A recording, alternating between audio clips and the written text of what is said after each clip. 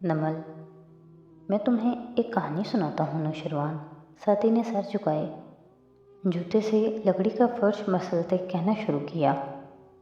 میں ایک لڑکے کو جانتا ہوں جس کا باپ اسکول ٹیچر تھا، تنخواہ کم تھی اور گزارا مشکل سے ہوتا تھا، مگر وہ لڑکا کبھی بھی اپنے باپ کے سامنے خواہشات کی فہرست نہیں رکھتا تھا۔ اسکول لے جانے کو پیسے بھی نہ ملتے تھے، مگر جب وہ 13 سال کا تھا تو اسکول فنکشن کے لیے ایک نئے جوتے کی ضرورت پڑی، بلکہ ضرورت نہیں صرف خواہش تھی، کیونکہ اس کے دوستوں نے نئے جوتوں کی نمائش کی تھی، وہ جن میں رنگ برنگی لائٹیں لگی ہوتی ہیں۔ اس روز اس نے اپنے باپ سے کہا اسے بھی وہی جوتے چاہیے۔ باپ کچھ دیر کو چپ ہوا تو وہ سمجھا کہ باپ نہیں لے کر دے گا۔ وہ باپ سے ناراض ہو گیا، اس نے باپ سے بات کرنا ترک کر دی۔ رات اس کے سہرانے اس کا باپ آیا اور کہا کہ وہ کل اسے جوتے لا دے گا، بالکل وہی جوتے، مگر وہ لڑکا ناراض رہا اور آنکھیں بند کر کے سوتا بن گیا۔ صبح اس کا باپ اسکول سے جلدی چھٹی لے کر جوتوں کی اس مہنگی دکان پہ گیا، جانے کہاں سے پیسے جوڑ کر اس نے وہ جوتے خریدے، اور جب وہ سڑک عبور کر رہا تھا تو ایک بس نے اسے ٹکر مار دی۔ لمحے بھر کو نیچے دیکھتا ساتھی خاموش ہوا۔ جب لوگ اس کے باپ کی لاش کو گھر لائے تو ساتھ خون میں نہایا جوتوں کا ڈبہ بھی تھا۔ جوتے آ گئے نوشروان، باپ چلا گیا۔ اگر تم اس لڑکے کو کہو کہ اس شرط پہ اس کی زندگی 5 منٹ بعد لے لی جائے گی، اس کا باپ اس کے سامنے آ جائے اور ان 5 منٹ میں صرف اس کو ڈانٹے اور وہ ساری ڈانٹ سن کر صرف معافی مانگ سکے، تو اس لڑکے کو وہ 5 منٹ کی زندگی بھی قبول ہوگی، کیونکہ اپنی زندگی کے اگلے 5 سال میں اس نے یہ بات اچھی طرح جان لی تھی کہ باپ کا کوئی ریپلیسمنٹ نہیں ہوتا۔ نوشروان کی رنگت زرد پڑ چکی تھی، وہ ایک دم اٹھا اور باہر نکل گیا۔ جواہرات پیچھے ہوئی، مگر اسے دیکھے بغیر وہ تیز قدموں سے سیڑھیاں اترنے لگا۔ نیچے لاؤنج میں اورنگزیب کھڑے کسی ملازم کو ہدایت جاری کر رہے تھے۔ شیرو ان کے قریب رکا، جھجکا، پھر ان کو کچھ کہتا ہوا ان کے گلے لگا۔ شاید وہ ہاشم کی شادی کی مبارکباد دے رہا تھا۔ اورنگزیب نے سن کر اسے خود سے الگ کیا، خفگی سے کچھ کہتے کوٹ کو بازوؤں سے جھاڑا جیسے شکن پڑ گئی ہو، مگر اب ان کے چہرے پہ وہ سختی نہ تھی اور شیرو کا چہرہ دمک رہا تھا۔ جواہرات نے آنکھیں بند کیں، ساری نمی اندر اتاری اور پھر پلٹ کر اندر آئی۔ سادی یوں ہی سر جھکائے کھڑا تھا، آہٹ پہ ستے ہوئے چہرے کے ساتھ ہلکا سا مسکرایا۔ تھینکس۔ وہ کچھ بول نہیں پا رہی تھی، اس کے سامنے جا کھڑی ہوئی۔ کیا واقعی اورنگزیب اس دن شیرو کے لیے پریشان ہوا تھا؟ اور کیسے پریشان ہوا جاتا ہے؟ اسے الٹا تعجب ہوا۔ جواہرات نے مسکرا کر سر ہلایا۔ شاید میں بھی شیرو کی طرح کبھی کبھی اس کو سمجھ نہیں پاتی۔ وہ ایک سخت گیر باپ ہے، مگر اسے صرف ہاشم سنبھال سکتا ہے۔ خیر، کبھی کبھی آ جایا کرو، تم سے بات کر کے اچھا لگتا ہے۔ میں لیڈز چلا جاؤں گا، مجھے اسکالرشپ مل گیا ہے، کیمیکل انجینئرنگ۔ شیرو بھی انجینئرنگ پڑھے گا، مگر وہ تو مانچسٹر جائے گا، ہاشم بھائی نے بتایا تھا۔ نہیں، اس نے ابھی فیصلہ نہیں کیا۔ اچھا؟ سادی کو حیرت ہوئی، ہاشم بھائی تو بالکل شیور تھے۔ کیا تم مجھے اپنی فیملی سے نہیں ملواؤ گے؟ وہ مسکرا کر خود کو کمپوز کرتی اس کے ساتھ باہر آئی۔ سادی نے بھی مسکرا کر سر ہلایا۔ وہ دونوں مسکرا کر چلتے جب سیڑھیوں کے وسط میں تھے تو جواہرات نے رک کر اسے دیکھا۔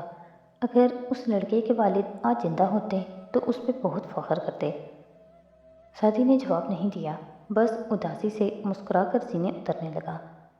شام مغرب میں ڈھل چکی تھی اور فارس لائبریری کے کونے والی میز پہ بیٹھا بور سا ہو کر بار بار گھڑی دیکھ رہا تھا۔ سامنے نوٹس اور کتابیں بھی منتظر سی پڑی تھیں۔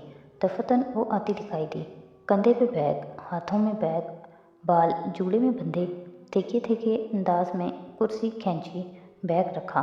فارس تھوڑا سیدھا ہو کر بیٹھا۔ مجھے نماز میں دیر ہوگی۔ اس کو دیکھے بنا وہ بیٹھ کر کتاب کھول رہی تھی۔ فارس نے سر کو خم دیا، پھر لگا کوئی اور بھی سر پہ کھڑا ہے۔ چونک کر چہرہ اٹھایا تو ساتھ والی کرسی کھینچ کر جمشید افضل بیٹھ رہا تھا۔ اس سے پہلے کہ فارس ناگواری سے اسے روکتا کہ بھائی تم کدھر، زمر نے کہا جمشید کو بھی یہی ٹاپک سمجھانا تھا۔ بیٹھیے جمشید، یہ آج ہم کور کر لیں گے۔ کتاب کے صفحے پلٹتی، اشارہ کرتی، وہ بہت مصروف سی لگ رہی تھی، خود اسے بھی معلوم نہیں کہ کیوں۔ زمر اب بال پین ہاتھ میں پکڑے باری باری دونوں کو دیکھتی سمجھا رہی تھی۔ جمشید جلدی جلدی رجسٹر پہ نوٹس لینے میں مگن تھا اور فارس گاہے بگاہے ایک اکھڑی اکھڑی نگاہ اس پہ ڈال لیتا۔ اوہو، یہ بنیں گے وکیل۔ جج صاحب نے ایک پھونک مارنی ہے اور اس نے اڑ جانا ہے۔ 10 منٹ کے بعد وہ لڑکا اس کے لیے ناقابل برداشت ہو گیا تھا۔ وہ کچھ پوچھ رہا تھا اور زمر دوبارہ اسے وہی بات سمجھا رہی تھی۔ فارس کی بیزاری بڑھنے لگی۔ تبھی زمر کا فون بجا۔ کال ضروری تھی۔ وہ معذرت کرتی اٹھ کر باہر چلی گئی۔ اس نے اب بہت فرصت سے پتلیاں سکیڑ کر اس چشمش کو دیکھا، پھر اس کے سامنے انگلی سے میز بجائی۔ رجسٹر پہ لکھتے لڑکے نے چونک کر اسے دیکھا۔ وہ کتاب پکڑانا تحکم سے میز کے دوسرے سرے پہ رکھی کتاب کی طرف اشارہ کیا۔ وہ تابیداری سے سر ہلاتا جیسے ہی اٹھا، فارس نے اس کی کتابوں کے ساتھ رکھا اس کا موبائل اچک کر اپنی جیب میں رکھا۔ لڑکا واپس آیا، کتاب سامنے رکھی اور رجسٹر پھر سے کھول لیا۔ فارس نے ہتھیلی اس کے سامنے کی۔ ذرا فون دینا اپنا، میرا کریڈٹ نہیں ہے، ایک کال کرنی ہے۔ لڑکے نے مسکرا کر اپنی کتاب ہٹائی، پھر رجسٹر ہٹایا، پھر نوٹس ایک طرف کیے۔ مسکراہٹ غائب ہوئی۔ وہ پریشان سا چیزیں الٹ پلٹ کرنے لگا، پھر جیب تھپ تھپائے۔ نہیں دینا تو نہ دو، وہ بگڑے موڈ سے بولا۔ نہیں، ابھی تو میرے پاس تھا، آپ بیل دیں گے ذرا؟ لو، میرا کریڈٹ ہوتا تو تم سے کیوں مانگتا؟ اس نے ناک سے مکھی اڑائی۔ ویسے آخری دفعہ کہاں استعمال کیا تھا فون؟ وہ ہاں، ڈاکٹر عبدالباری کے آفس کے سامنے۔ وہ تو 2 بلاکس دور ہے، راستے میں گرا ہوگا، اب تک تو کوئی لے اڑا ہوگا۔ یوں کرو، واپس جاؤ اور راستے کا ایک ایک پتھر اٹھا کر دیکھو۔ شاباش۔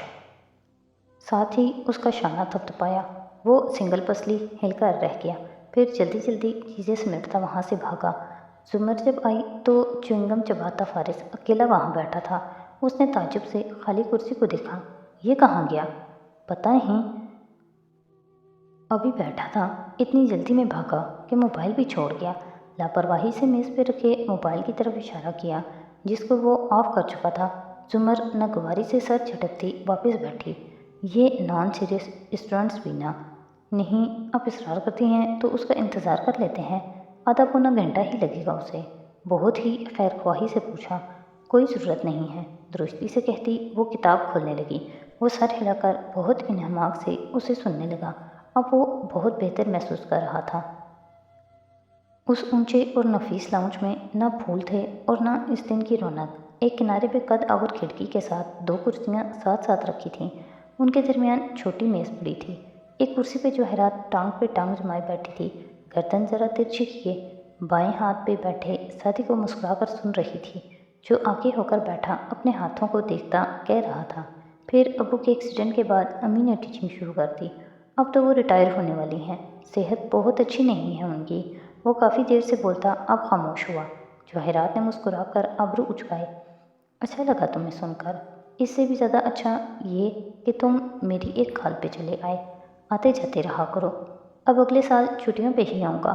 ہاں، کوشش کروں گا کہ شیرو سے مانچسٹر میں ملاقات ہو جائے۔ کیا میں نے تمہیں نہیں بتایا کہ وہ بھی تمہاری ہی یونیورسٹی میں جا رہا ہے؟ ساتھی نے چونک کر اسے دیکھا۔ وہ بس دستور مسکرا رہی تھی، مگر وہ چپ ہو گیا۔ میں جس صد یوسف کو جانتی ہوں وہ کافی صاف کو ہے، تو تم بتا کیوں نہیں دیتے کہ تمہیں کیا برا لگا ہے؟ آئی ایم سوری، مگر آپ نے اسے اپنا فیصلہ بدلنے پہ مجبور کیوں کیا؟ میں نے صرف خواہش کی اور وہ مان گیا۔ مگر کیوں؟ تم درست سوچ رہے ہو، میں چاہتی ہوں کہ تم میرے بیٹے کے ساتھ رہو۔ ساتھی نے الجھ کر اسے دیکھا۔ مسز کاردار، اگر آپ چاہتی ہیں کہ میں اس کا خیال رکھوں تو میں بیبی سٹر نہیں ہوں۔ اگر آپ چاہتی ہیں کہ میں اس کو ہر وقت نصیحتیں کرتا رہوں تو میں مبلغ بھی نہیں ہوں، اور اگر آپ یہ چاہتی ہیں کہ اس کے پل پل کی خبر آپ کو دوں تو میں جاسوس بھی نہیں ہوں۔ میں یہی سب چاہتی ہوں، مگر بیبی سٹر، مبلغ یا جاسوس کی حیثیت سے نہیں، ایک دوست بن کر۔ ہماری پہلے ہی اچھی دوستی ہو چکی ہے اور دوست بن کر میں یہ سب کر سکتا ہوں، لیکن جتنا میں آپ کے بیٹے کو سمجھا ہوں، اس نے نفی میں گردن ہلائی، اگر اسے یہ علم ہوا کہ آپ نے میری وجہ سے وہ بہت خفا ہوگا۔ سادی، میرا بیٹا ڈرگس پہ تھا، باپ سے نالاں تھا، اب وہ وعدہ کر چکا ہے خود کو بدلنے کا، مگر کیا مجھے اس کا یقین کر لینا چاہیے یا اس کی فکر کرنی چاہیے؟ مجھے اس کی صحت کی فکر اس کی یونیورسٹی سے زیادہ ہے۔ اور مجھے لگا میں تم پہ بھروسہ کر سکتی ہوں۔ کیا تم میری اچھے دوست نہیں ہو؟ سعدی نے گہری سانس لے کر اس بات میں سر ہلایا۔ اوکے، مگر میں اس کی پشت پہ کبھی ایسا کچھ نہیں کروں گا جس پہ وہ مجھ سے خفا ہو۔ خیر، آپ بتائیں ہاشم بھائی کیسے ہیں؟ ان کے ہنی مون پہ جانے کے بعد آپ تو ان کو بہت مس کر رہی ہوں گی۔ جواہرات نے شانے اچکائے۔ اس کی غیر موجودگی میں تو یہ گھر کاٹ کھانے کو دوڑتا ہے۔ وہ اپنی بیوی کے ساتھ واپس آئیں گے تو پھر رونق ہو جائے گی۔ محبت اندھی ہوتی ہے، مگر امید ہے کہ شادی آنکھیں کھول دے گی۔ اسے جلد علم ہو جائے گا کہ اس لڑکی نے صرف اس کے اسٹیٹس کی وجہ سے اسے شادی کی ہے۔ شادی کو اس بات کی امید نہیں تھی۔ اگر ایسا تھا تو آپ نے ان کو روکا کیوں نہیں؟ میں روکتی تو وہ نہ کرتا۔ زیادہ بہتر ہے کہ وہ تجربہ حاصل کر کے سیکھے۔ پھر ہاتھ اٹھا کر اپنی 5 انگلیاں اسے دکھائیں۔ 5 سال بھی نہیں چلے گی ان کی یہ شادی۔ تم یہ بات کسی ڈائری پہ لکھ کر رکھ لینا۔ اچھا، مجھے تو وہ اچھی لگ رہی تھی ان کے ساتھ۔ وہ سوچ میں پڑ گیا۔ وہ اس لیے کہ تم اچھے ہو۔ اور تمہیں ایک بات کہوں، چونکہ وہ اس کے بائیں طرف بیٹھا تھا تو جواہرات ترچھی ہو کر اس کی طرف مڑی۔ شادی کا مطلب ہوتا ہے خوش قسمت، اور بہت اچھے لوگ کبھی بھی خوش قسمت نہیں ہوتے۔ یہ منحصر ہے کہ آپ خوش قسمتی کسے کہتے ہیں۔ غم کا ملنا بدقسمتی نہیں ہے، خوشی کا ملنا خوش قسمتی نہیں ہے۔ جواہرات نے مسکرا کر گلاس اٹھایا اور گھونٹ گھونٹ پینے لگی۔ وہ جب اوپر شیرو کے کمرے میں آیا تو کمپیوٹر کے سامنے بیٹھا کوئی گیم کھیل رہا تھا۔ آؤ بیٹھو۔ اس نے اسکرین پہ نظریں مرکوز کیے، اپنے پیچھے سے ایک کشن نکال کر شادی کی طرف اچھالا۔ شادی نے کشن اس کے قریب رکھا اور وہیں بیٹھ گیا۔ تمہاری ممی نے بتایا کہ تم لیڈ جا رہے ہو؟ ہاں، انہوں نے بتایا کہ تمہارا بھی وہیں داخلہ ہوا ہے۔ وہ بہت انہماک سے گیم کی طرف متوجہ تھا۔ ایک دم برا سا منہ بنا کر زور سے کیز دبائیں اور پھر اف کر کے میز پہ مکہ مارا۔ Game over. تم ابھی اس کے 40ویں راؤنڈ پہ ہو؟ ساتھی نے تعجب سے اسکرین کو دیکھا۔ میری بہن تو 110 راؤنڈ کر چکی ہے۔ شیرو بے یقینی سے اس کی طرف مڑا۔ میں مان ہی نہیں سکتا۔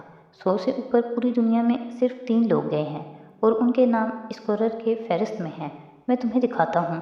اسے جیسے شادی کی بھڑک کو جلد سے غلط ثابت کرنا تھا۔ فوراً بٹن دبا کر کچھ کھولتا آگے بڑھا، یہاں تک کہ ایک فہرست سامنے آئی۔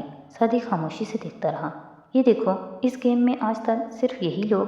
نوشروان بولتے بولتے ہکلا گیا۔ فہرست کا دوسرا نام جگمگاتے ہوئے اس کے سامنے تھا، حنین یوسف۔ یہ میری بہن ہے۔ شادی نے بنا کچھ جتائے اشارہ کیا۔ نوشروان بالکل پھٹی پھٹی نگاہوں سے اس 10 افراد کی فہرست کو دیکھ رہا تھا۔ باقی بہت سے لوگوں نے اپنے ناموں کی جگہ نک نیمز بھی رکھے ہوئے تھے۔ اگر حنین کا کوئی اور نک نیم ہوتا تو شادی کو جھوٹا قرار دیتا، مگر خیر پہلے پہ تو پھر بھی نہیں ہے۔ شیرو نے بظاہر لاپرواہی سے ناک سے مکھی اڑائی۔ شادی کی نظریں فہرست کے سب سے اوپر والے نام تک اٹھ گئیں۔ اس نے ذرا آگے ہو کر پڑھا۔ وہ نک نیم تھا، آنٹس ایور آفٹر۔ یہ کون ہے؟ بہت دفعہ حنین نے اسے یہ فہرست دکھائی تھی، پھر بھی اس نے نوٹ شاید اب کیا تھا۔ شیرو نے مرکوزہ شخص کو پروفائل پہ کلک کیا۔ کوئی امریکن لڑکی ہے، اس سے زیادہ معلومات نہیں اوپن کر رکھی۔ کیا تم میرے ساتھ کھیلنا چاہو گے؟ وہ نئی گیم شروع کرنے لگا تھا۔ نہیں، شادی بور سا ہو کر پیچھے ہوا۔ میں ایک بات اچھی طرح جانتا ہوں نوشروان، کہ میں کوئی بھی گیم نہیں جیت سکتا۔ میرے پاس پھپھو، حنین یا ہاشم بھائی جیسا دماغ نہیں ہے۔